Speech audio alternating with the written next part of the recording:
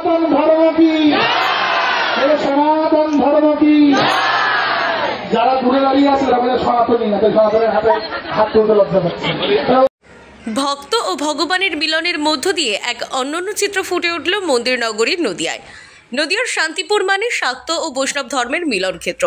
12 মাসে 13 পার্বণের মধ্য দিয়ে বিভিন্ন সনাতনী ধর্মীয় অনুষ্ঠান লেগেই থাকে, যার এক অনন্য রূপ নিল পৌষ মাসে গোপালের বনভোজনের মধ্য দিয়ে।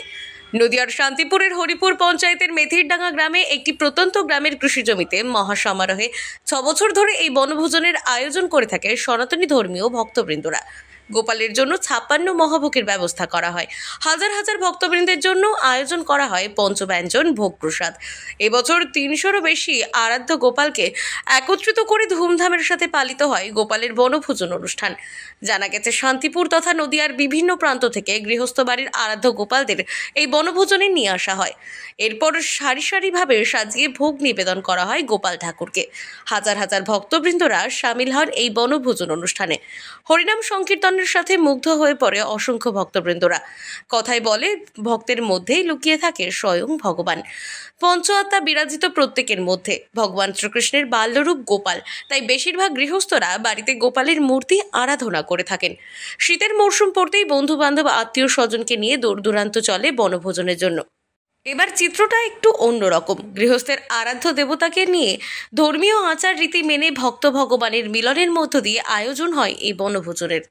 এখানকার ভক্তরা গোপালের বনভোজন আয়োজন করেছে, তো অত্যন্ত সুন্দর একটি প্রচেষ্টা, যেখানে আজ দেখা যাচ্ছে পিকনিক বা বনভোজনের নামে প্রচণ্ডভাবে অধর্ম আমরা দেখতে পাই, যেখানে বনভোজনে গিয়ে মানুষ আজ মদ্যমাংস আহার বা নেশার দ্রব্যে উন্মত্ত হয়ে পড়ে, প্রকৃতিকে বিধ্বংস করে, প্রকৃতিকে নষ্ট করে। সেখানে বৈষ্ণবদের এই যে ঐকান্তিক প্রচেষ্টা যে গোপালের বনভোজন, একে অতি অবশ্যই খুবভাবেই সাধুবাদ জানাই এবং ভগবানকে এখানে একত্রিত করা হয়েছে। এটি মহামিলন ক্ষেত্র বলবো, যেখানে গঙ্গার চরে মা গঙ্গার কোলে।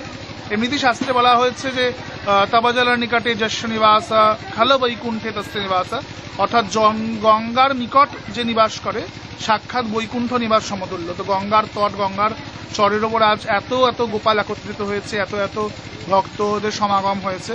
তো যেটাই হয় হরিনাম সংকীর্তন, সেটাই মধুরাদপি মধুর বৃন্দাবন, যেটাই হয় ভক্তগণের সমাগম, সেটাই মধুরাদপি মধুর বৃন্দাবন। তো এখানে প্রচুর ভক্ত সমাগম আজকে, এখানে প্রায় বোধহয় 6-7 হাজারের উপর লোক হয়। আমি ওই দিনই প্রথমবার এসেছি এখানে, গতকাল রাতে পাঠ করেছিলাম, আজকে আমাদের ভোগ রাগের দায়িত্ব এবং কীর্তনাদি সবকিছু।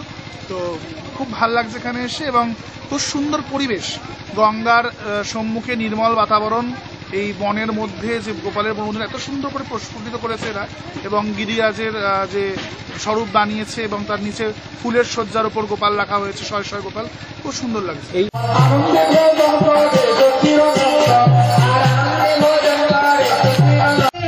গোপালের বনভোজন মহোৎসব এটা নিয়ে 7ম বছরে পড়ল।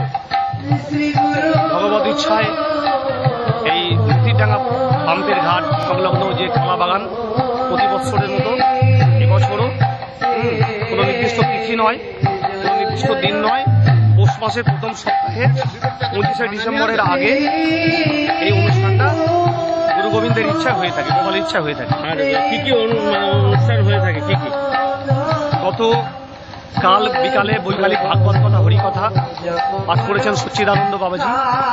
তারপরে হরিনাম সংকীর্তন রাত্রিব্যাপী, সকাল থেকে কীর্তন আদি, এবং এখন শুনতে পাচ্ছেন ভোগ আরতি। নদিয়া থেকে মাধব দেবনাথের রিপোর্ট, আনন্দ বার্তা।